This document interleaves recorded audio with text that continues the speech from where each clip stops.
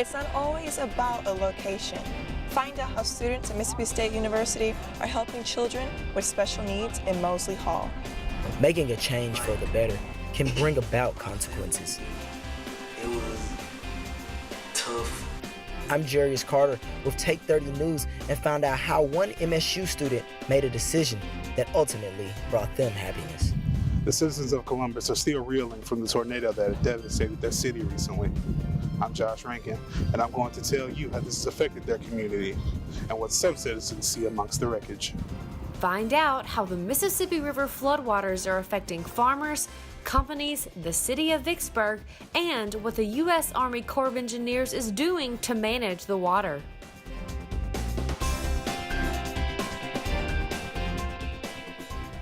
Welcome to Take 30's live severe weather special. I'm Anna Elizabeth Buys. And I'm Jared Shields. We begin in Columbus, Mississippi, where it's been more than a week since a deadly tornado ripped through downtown. Take 30's Josh Rankin shows us how this tragedy is bringing out the very best in people.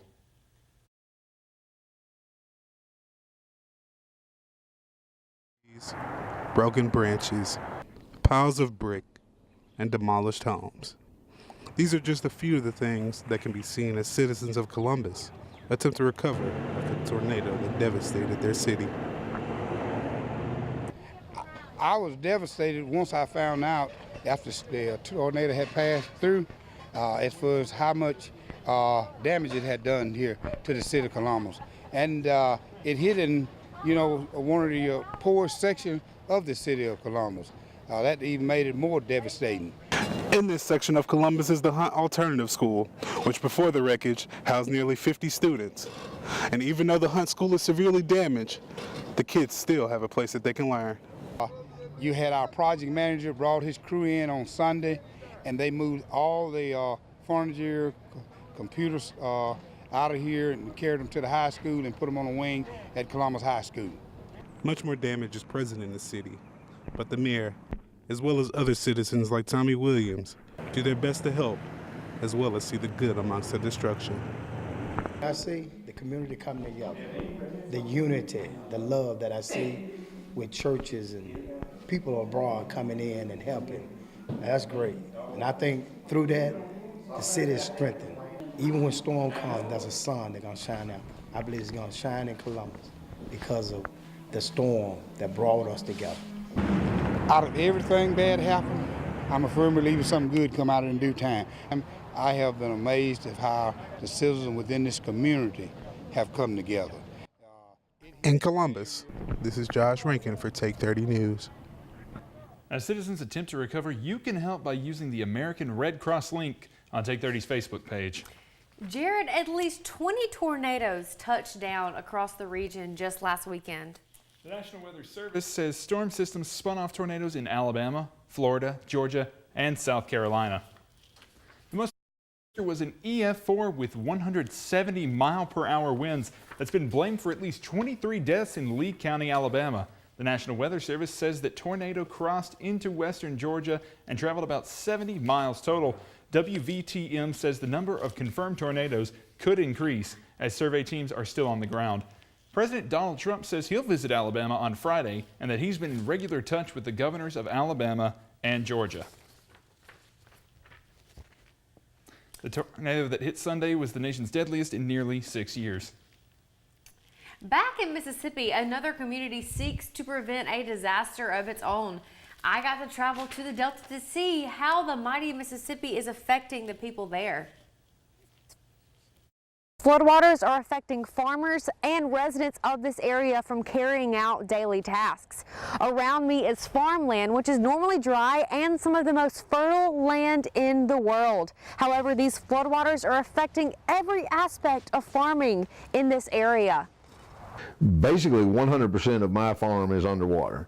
We're at the low end of the delta, and we are 100% flooded at this point.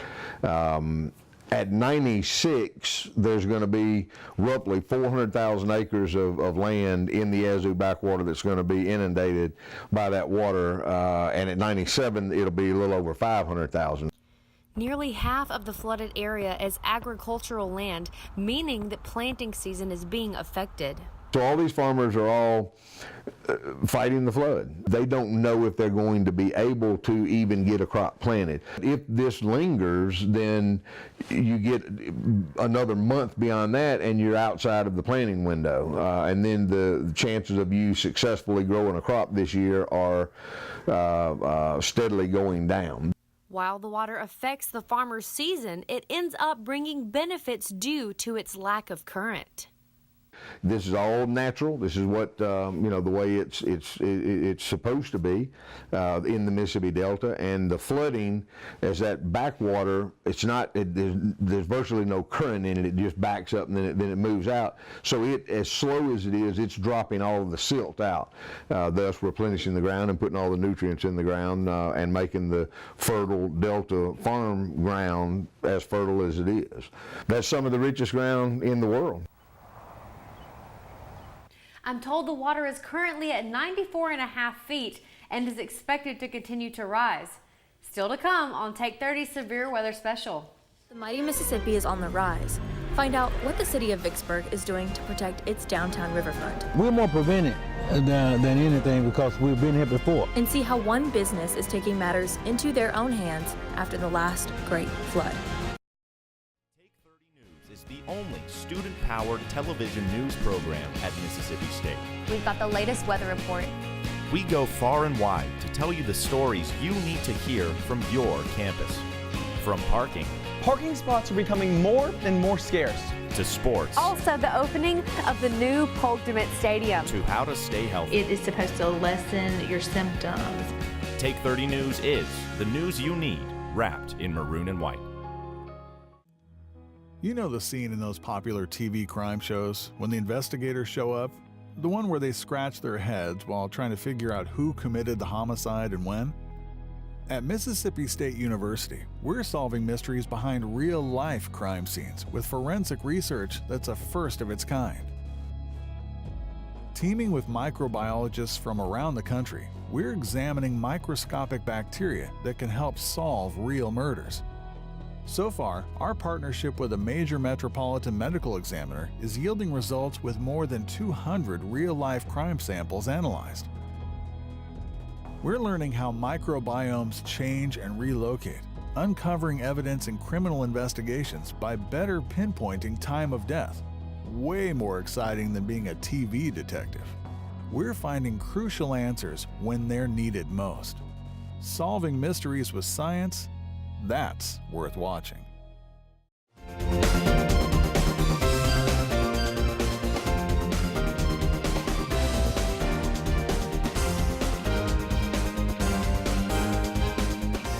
Welcome back to Take 30 Severe Weather Special.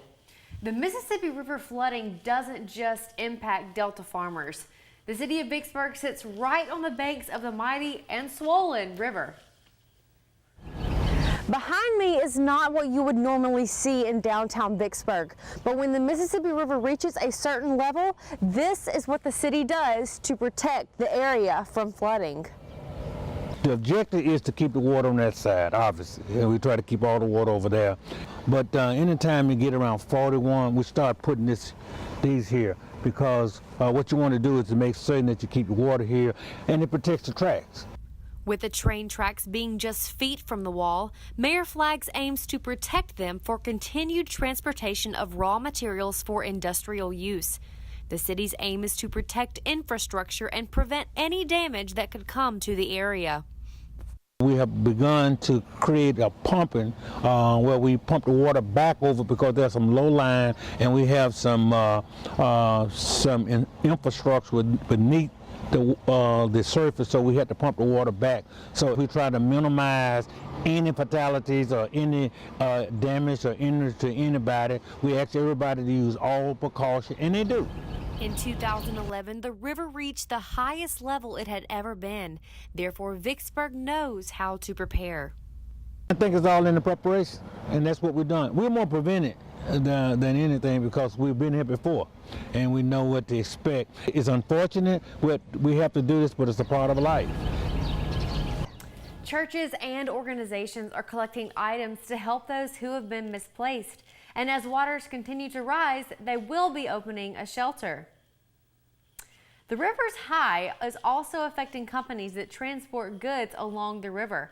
I got to visit with Golding Barge Line and see what they're doing while facing the flood. Behind me is the national headquarters of Golding Barge Line, who is responsible for much of marine traffic on the Mississippi River. When flooding occurs, it affects the company's procedures. They just built their new headquarters at an elevation so they can continue their operation through major floods such as this one.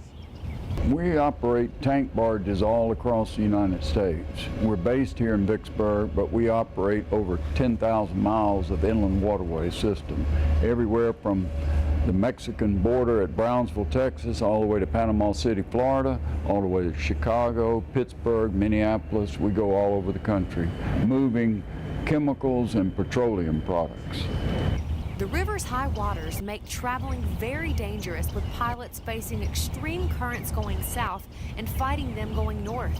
The company says it has taken many steps to ensure protection of its people and a safe continuation of product delivery. This bridge at Vicksburg is one of the most dangerous bridges from St. Louis to New Orleans. It requires a lot of expertise and a lot of experience to make it. So we're making sure that we get at least 20 years of experience in the pilot house on all of our boats in this kind of river. We've restricted a lot of the bridges to daylight only operation. We're not running at night in dangerous places. We've taken some extra precautions to try to safeguard our boats, our barges, and our cargoes. The river's average level is 27.5 feet, but it's currently at 49.77 feet. In 2011, the Mississippi River reached its highest level in history and flooded the company out of its offices. When rebuilding, Golding Barge Line built at an elevation so that it could continue its operations during future floods.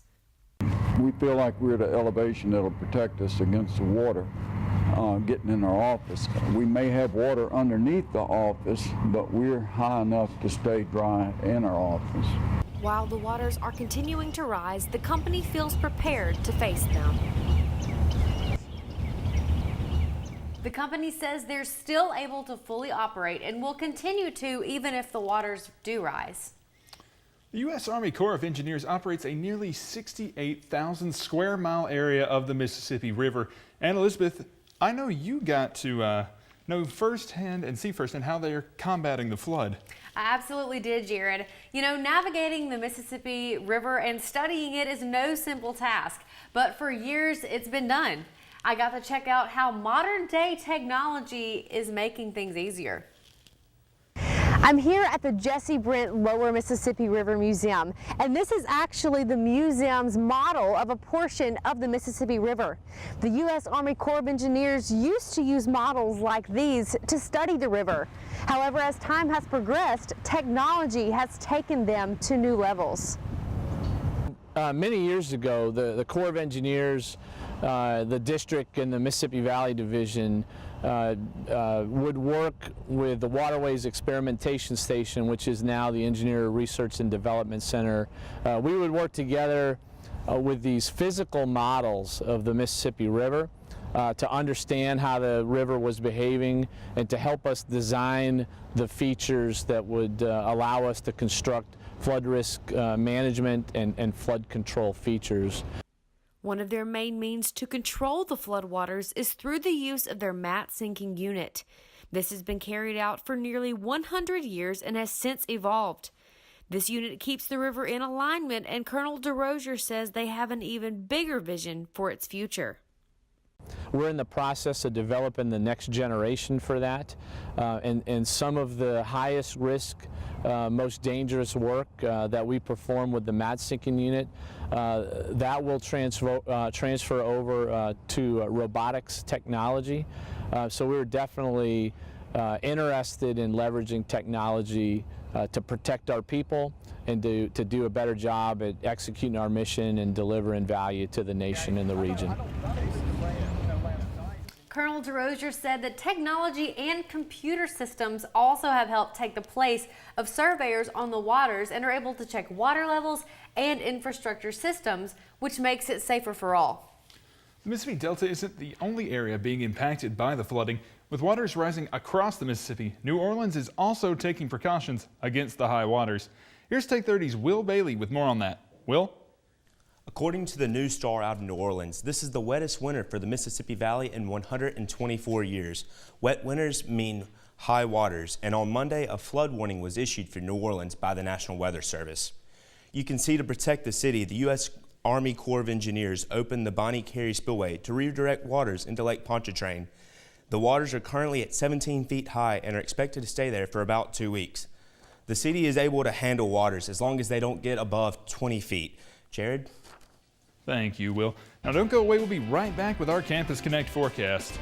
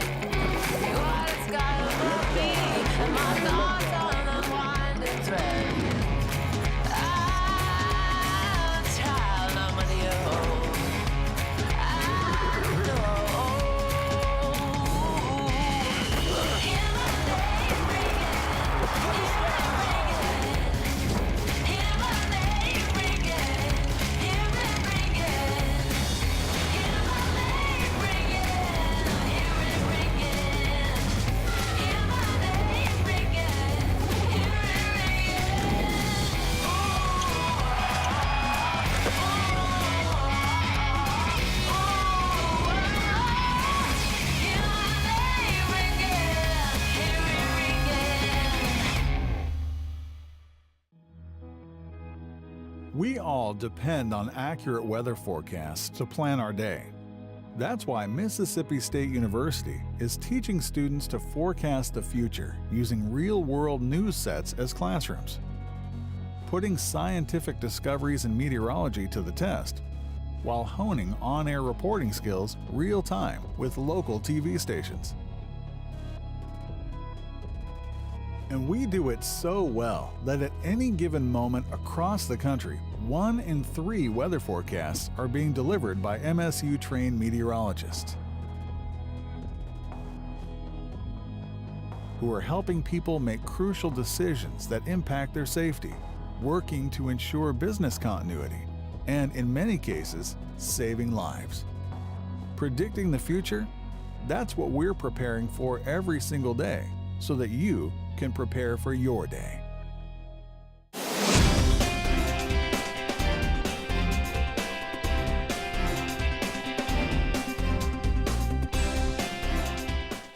Welcome back. Let's take a look at today's Campus Connect forecast. It's currently 46 degrees outside and partly cloudy. Temperatures will be slowly on the rise as we head into spring break. If you plan on staying in Starkville for the weekend, you can plan on 70-degree temperatures and rain. For up-to-date forecasts, you can always visit weather.msstate.edu. Police say a local man stole from his employer 1 month and then burglarized the business the next month. On Monday, Starkville police arrested 35-year-old Terrell Ward of Starkville for 2 felonies, embezzlement in January and commercial burglary in February. Police say both incidents occurred at Curio Candles on Highway 12 in Starkville. Please ask if you have information on this or any other crime. Contact the Golden Triangle Crime Stoppers at 1-800-530-7151.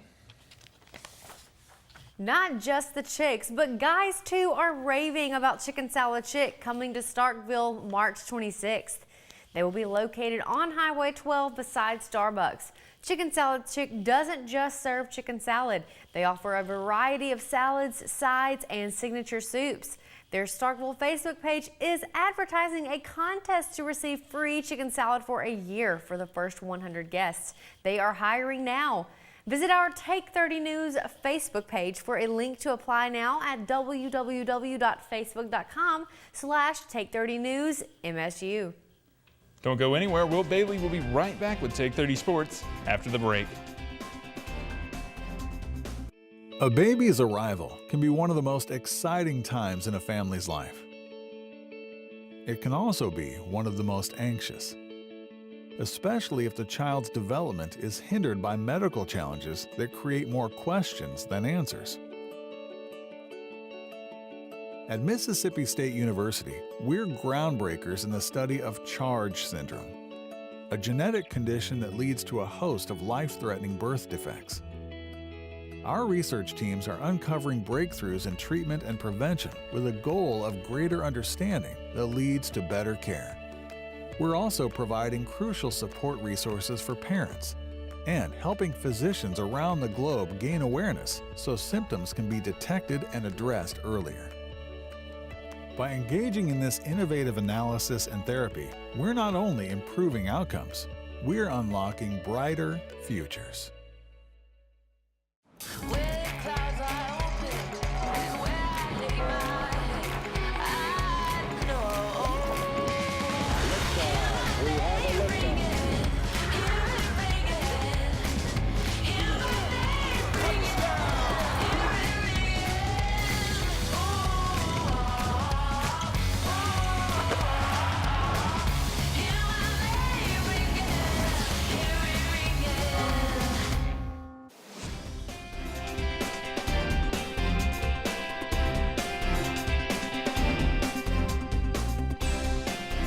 Welcome back. They've done it again. The MSU women's basketball team has repeated as SEC champions. They took down South Carolina 68-64 this past Sunday to advance to a 27-2 record overall and 15-1 in conference play.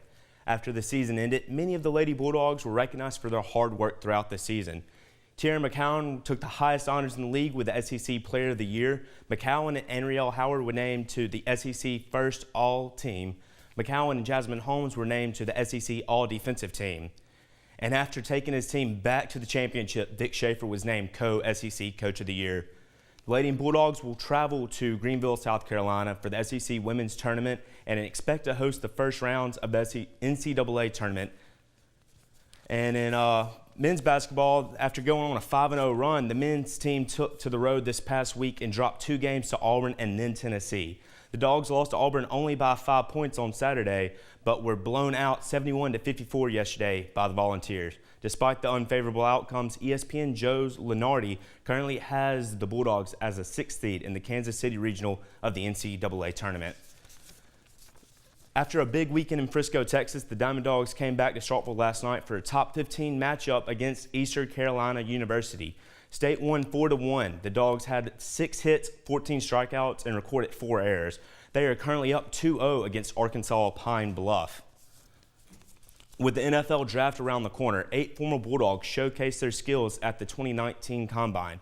Montez Sweat gained some attention after recording a 4.41 second 40-yard dash. Sweat is currently predicted to be a high first-round draft pick after his impressive performances.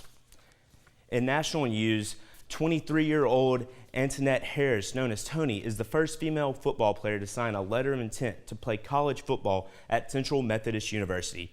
Tony spent the last 2 years at East Los Angeles College as a safety before being asked to play a new role at the new school. Tony continues to have a big dream as she's hoping to be the first woman in the NFL and be a member of the Seattle Seahawks. That's all for sports. Stick with us throughout the month for all the March Madness updates. More Take 30 after the break. Take 30 News is the only student-powered television news program at Mississippi State. We've got the latest weather report. We go far and wide to tell you the stories you need to hear from your campus. From parking. Parking spots are becoming more and more scarce. To sports. Also, the opening of the new Polk-Dermott Stadium. To how to stay healthy. It is supposed to lessen your symptoms. Take 30 News is the news you need, wrapped in maroon and white. According to AutismSpeak.com, more than half of young adults with autism remain unemployed and unenrolled in higher education in the 2 years after high school. This is a lower rate than that of young adults in other disability categories, including learning disabilities, intellectual disability, or speech-language impairment. Take 30's Chris Carr shows us how students are helping kids with autism spectrum disorder. We put on a sensory toy clinic benefiting the autism clinic, and this was kind of a double-edged sword in a beneficial way. So we wanted to make things to benefit the autism clinic, but also educate students about sensory toys and about the autism clinic. So at first we showed a little presentation with a video and told them about volunteer opportunities there, and also educated them about what sensory toys are, so it's not just like arts and crafts for them. It actually worked out really well, and we had a great turnout. So we were pleasantly surprised. There's no specific race or gender when it comes to having autism. According to Autism Speak, CDC says approximately 1 in 59 children have autism. So I participated in the mats. It's like a long mat. It's like fills up like a train. And my mat was part for sponges. Like they would put for like their feet. So it would be like a little thing for their feet to feel. And also like a DIY ball set. Like put like pom-pom balls upon the mats for like another way for like to like feel and like walk on also. There was one autistic boy in our class, and it was very, very small, and his name was Griffin. And, being third grade, that's like 8, 9 years old, a lot of us didn't like understand what it is like to be on the autism spectrum. And I just remember like just the love and compassion that like all the kids had for him. We were very protective when we would have new kids come in that like either, weren't used to him or, they wanted to even pick on him to like make themselves seem cool. I just remember we would rally around him every single time and we would just educate them. They're a regular person. They have a heart and a brain and blood just how we have. So like treat them as a regular person even though they don't have all the abilities that we have. For more information on how you can get involved with children with autism, you can contact the Autism Clinic website at schoolpsychservices@coled.msstate.edu or call 662-325-0152 for more information. That's all we have for today. Thanks so much for tuning in. From Take 30 News, I'm Anna Elizabeth Bice. And I'm Jared Shields. Good night, everyone.